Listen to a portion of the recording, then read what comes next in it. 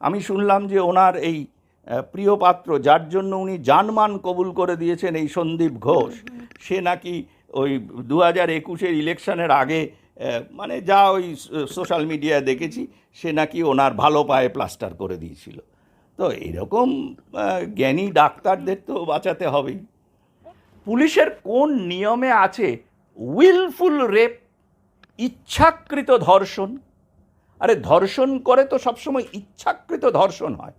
পুলিশের পুরো ব্যাপারটাতে আমার যেটা মনে হচ্ছে সেটা হচ্ছে যে এটাতে এত বড় বড় এই দুষ্কৃতীদের মধ্যে এত বড় বড় লোকেরা আছে যে তাদের বাঁচাতে গিয়ে পুলিশও নার্ভাস হয়ে গেছে। ফোঁস করোটা উনি বলেছিলেন যে অত্যাচারীর বিরুদ্ধে ফোঁস করো, আর আমাদের অনুপ্রেরণা দিদিমণি ফোঁস করার কথা বলেছেন রামকৃষ্ণদেব বলেছিলেন বলে। উনি ফোঁস করার কথা বলছেন যে অত্যাচারীকে বাঁচানোর জন্য অত্যাচারীর সাকরেদরা ফোঁস করুক, কিন্তু রামকৃষ্ণদেব বলেছিলেন যে অত্যাচারীর বিরুদ্ধে অত্যাচারী তোরা ফোঁস করুক।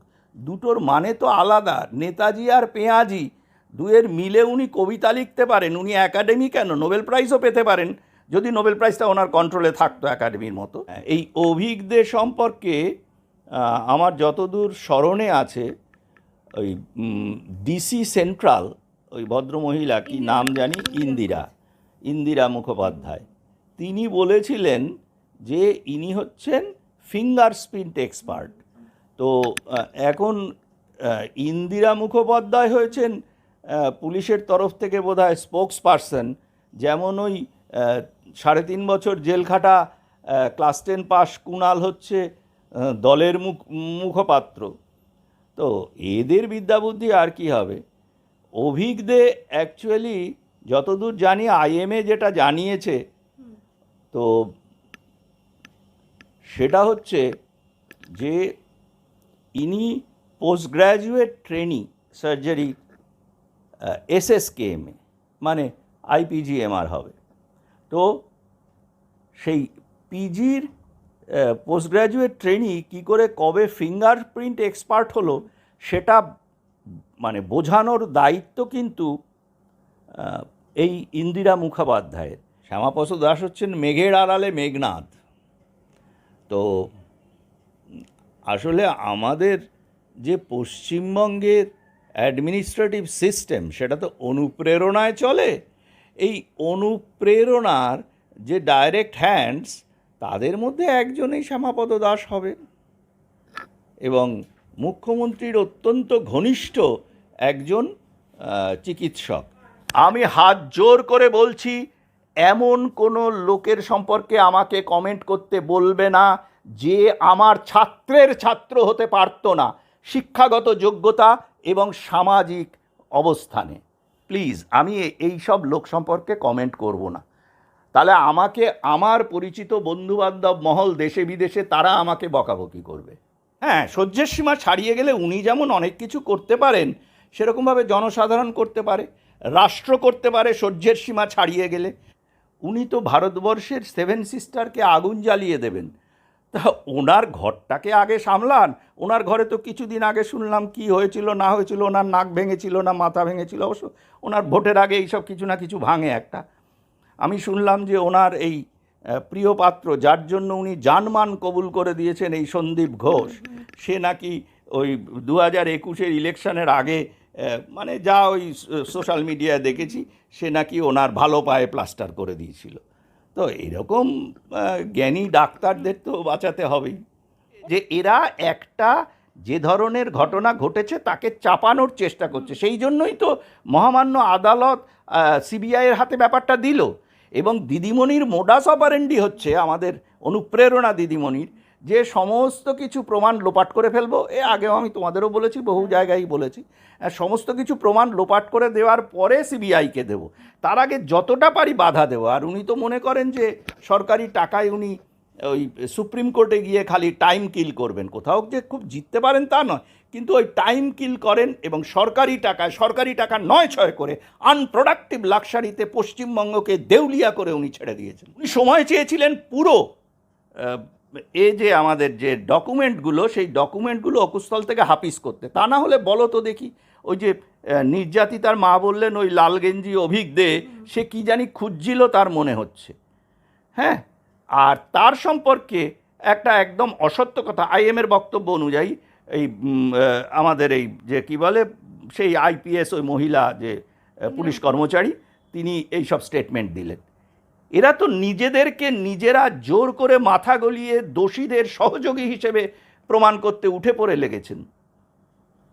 এইভাবে পুরো টিম নিয়ে কিন্তু এই আমাদের অনুপ্রেরণা দিদিমণি ডুবছেন। এখন পুলিশকেও সেটা কিন্তু বিচার করতে হবে। আজকে দেখো অলরেডি নোটিশ চলে গেছে মানবাধিকার কমিশনের এই বিনীত গোয়েল বা বিনীত গোয়েবেলসের কাছে। তিনি তো আর কদিন বাদে রিটায়ার করবেন, তিনি তার জায়গায় যাবেন। আজকে অনুজ শর্মা বলে একজন, এখন বোধহয় ডিজি নাকি এডিজি কি আছেন, হ্যাঁ, তিনি তার ইউনিফর্ম পরে মাননীয় মুখ্যমন্ত্রী আরেকজন পুলিশ অফিসারকে বাঁচানোর জন্য, মানে তিনি ফাঁসলে ইনিও ফাঁসবেন এরকম একটা ধান্দায় তিনি মানে ধর্নায় বসে গেলেন সরকারের বিরুদ্ধে। মুখ্যমন্ত্রী ধর্নায় বসছেন এবং সেখানে with dress Anuj Sharma as police commissioner Kolkata, তিনিও ধর্নায় বসে গেলেন। এইসব ছবি তো আছে। এরপরে এরা পেনশন পাবে কি করে? কোনো দিন পাবে না, কোনো দিন পাবে না। এবং কেন্দ্রীয় সরকার যদি পেনশন দেয় সেটাও অপরাধ, কারণ পুলিশ কোড তারা ভায়োলেট করেছে। 10 লাখ টাকা দিতে চাওয়া হলো, যে 10 লাখ টাকা তারা রিফিউজ করলেন এবং সে কথা মুখ্যমন্ত্রী ওপেনলি বললেনও। হ্যাঁ, তো এটা তো এদের কার্যকরণের একটা অঙ্গ, 1 নম্বর। দ্বিতীয় হচ্ছে, আর দেখো আমি তোমাকে একটা কথা বলি, যে প্রথম যে এফআইআরটা করা হয়েছিল টালা থানায়, সেই এফআইআর হচ্ছে 52 নম্বর এবং তার ফার্স্ট কমেন্টস কলামে লেখা আছে unknown miscreants committed wilful rape with murder, অর্থাৎ অজ্ঞাত পরিচয় মানুষজন ইচ্ছাকৃত ধর্ষণ এবং খুন করেছে। আমি এখানে তোমাকে 2টো পয়েন্ট বলি। পুলিশ যখন সকাল 10টার মধ্যে জেনে গেল যে it is a case of rape and murder, এবং এটা যে কেউ দেখলে, যে কোনো অতগুলো ডাক্তার ছিলেন, এত কি কত এক্সপার্টের নাম করা হলো, তারা দেখছেন। এবারে আমার কথা হচ্ছে যে পুলিশ তো এফআইআরটা করেছে, পুলিশের কোন নিয়মে আছে উইলফুল রেপ? উইলিং রেপ কি সম্ভব যে উইলফুল রেপ বলে একটা কথা থাকবে? ইচ্ছাকৃত ধর্ষণ, আরে ধর্ষণ করে তো সবসময় ইচ্ছাকৃত ধর্ষণ হয়। পুলিশের পুরো ব্যাপারটাতে আমার যেটা মনে হচ্ছে সেটা হচ্ছে যে এটাতে এত বড় বড় এই দুষ্কৃতীদের মধ্যে এত বড় বড় লোকেরা আছে যে তাদের বাঁচাতে গিয়ে পুলিশও নার্ভাস হয়ে গেছে। আর এই এফআইআরটা হয়েছে কখন? সকালে নয়, কিন্তু রাত 11:15টার সময়। সেদিন এতক্ষণ ধরে পুলিশ এফআইআর করলো না। পুলিশ যদি জিডি করে থাকে আগে, তাহলে এফআইআর করতে এতক্ষণ লাগে কেন? যে কোনো বাচ্চা ছেলেও বুঝবে। আর সেখানে এক্সপার্টরা ছিলেন, ডাক্তাররা, স্পেসিফিক সাবজেক্টের ডাক্তাররা ছিলেন এবং ফরেন্সিক ডাক্তাররা ছিলেন। তারা কি করে বলতে পারেন যে এটা আনন্যাচারাল ডেথ অনলি, জিডি হবে? এটা কিন্তু পুলিশের আইনে কি আছে সেটা বড় কথা নয়, পুলিশের দিকে কিন্তু আঙুল উঠছে। বিনীত গোয়েল আপনার দিকে আঙুল উঠছে। And it is a case of, পুরনো যেটা আছে 302 আইপিসি। বুঝতেই পাচ্ছেন কোন দিকে যাচ্ছে ব্যাপারটা। এটা কিন্তু আপনার ওই চাকরি বাঁচানো, প্রমোশন নেওয়া এই ব্যাপার নয়। নিজে বাঁচুন, তারপরে অন্যকে বাঁচাবেন। এবং যে ভদ্রমহিলা ওই সেই ডিসি কি বললেন, তারকেও সতর্ক করে দিচ্ছি যে এগুলো কিন্তু চাকরি বাঁচানোর পক্ষে অত্যন্ত বড় অন্তরায় হয়ে আপনাদের দাঁড়াবে। আপনারা দেখুন, এক সময়কার কি বলে চিফ সেক্রেটারি ছিলেন একজন, তিনি কিন্তু আজও পেনশন পাননি। পেনশন পাননি মানে তার কিন্তু সার্ভিসের ব্যাপারটা এখনও সেটেলড হয়নি। হ্যাঁ, তাকে মুখ্যমন্ত্রী সরকারি এক্সচেকার থেকে তার বহুগুণ বেশি তার ফ্যামিলিকে তিনি টাকা দিতে পারেন। পরে সে টাকাগুলো আবার সুদসহ সরকার যখন ফেরত নেবে তাকে সেটা দিতে হবে। আর এদের তো দোকান কাটা, কোনো লজ্জা নেই, জেল একেবারে কেটে আমরা আসবে না হয়। হ্যাঁ আমরা ব্যাপারটা দাঁড়াচ্ছে যে প্রথম রিয়াকশান কী হবে, এটা ওপরওয়ালা বা ও সিনিয়রদের জানানো। সব জায়গায় একটা হাস হাস ব্যাপার, সব জায়গায় একটা কিছু ম্যানেজ করার ব্যাপার। এই ব্যাপারগুলো কিন্তু সাধারণ লোকে বুঝতে পারছে। আমরা যারা সাধারণ মানুষ আমরা তো বুঝতে পারছি, এক্সপার্টরাও বুঝতে পারছে। খালি বুঝছেন না প্রশাসনের সেই স্বার্থান্বেষী চক্র যারা খুনি রেপিস্টদের বাঁচাতে চাইছেন। আর ওই যে কথাবার্তি মুখ্যমন্ত্রীর, যে আমি তো সময় চেয়েছিলাম, উনি সময়টা চেয়েছিলেন যে পুরোটাই ভেঙে দেবেন, পুরোটাই সেই সব কি মডার্নাইজেশন নাকি ডেভেলপমেন্টের নামে তো উনি করেন, ওনার উন্নয়ন রাস্তায় দাঁড়িয়ে থাকে। হ্যাঁ, তো এই করে সমস্ত প্রমাণ লোপাট করে দিয়ে তারপরে উনি এটাকে সিবিআইয়ের হাতে দিয়ে সিবিআইকে দোষারোপ করবেন, এটা ওনার একই খেলা। সিবিআই কি পারবে পুরো বিষয়টাকে বের করতে? সেটা সিবিআইয়ের ব্যাপার। দেখো, আমি তোমাকে একটা জিনিস বলতে পারি, সিবিআইয়ের ভারতবর্ষে ক্রিমিনাল কেসে সাকসেস রেট পশ্চিমবঙ্গ পুলিশের থেকে অনেক গুণ বেশি, 3 গুণ বেশি, এটুকু বলে দিই। এখানে কে ওই 3.5 বছর জেল খাটা ক্লাস 10 পাস লোক, সে নাকি 16 লাখ টাকা মাসে মাইনে পেত, অবশ্য যে মাইনে দিত সে এখনও জেল কাটছে। তো এইসব লোকেরা কি বললো যায় আসে না, গো টু দ্য রেকর্ডস দেখলেই দেখা যাবে। তিনি, আমরা যতদূর তাকে দেখেছি, তিনি দেহত্যাগ করবেন আগে, পদত্যাগের প্রশ্ন তারপর।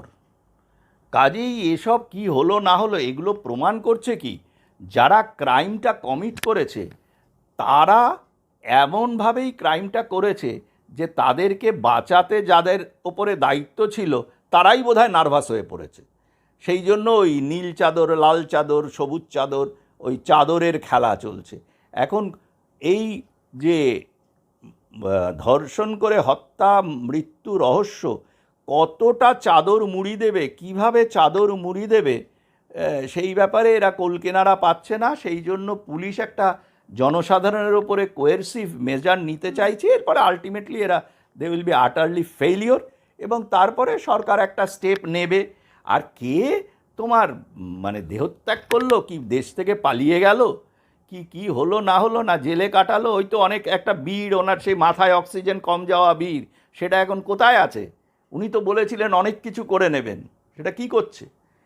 এবং এখানকার মানুষকে এখন বুঝতে হবে, এই সব শ্রী বিশ্রী কুশ্রীর ভাণ্ডারে পড়ে মানুষ তাদের আত্মসম্মান বোধ, তাদের মহিলাদের সম্ভ্রমবোধ সব কিছু জলাঞ্জলি দেবে, না এই কোম্পানিকে আস্থা করে বঙ্গোপসাগরে নিক্ষেপ করবে, সেটা সাধারণ মানুষের ব্যাপার।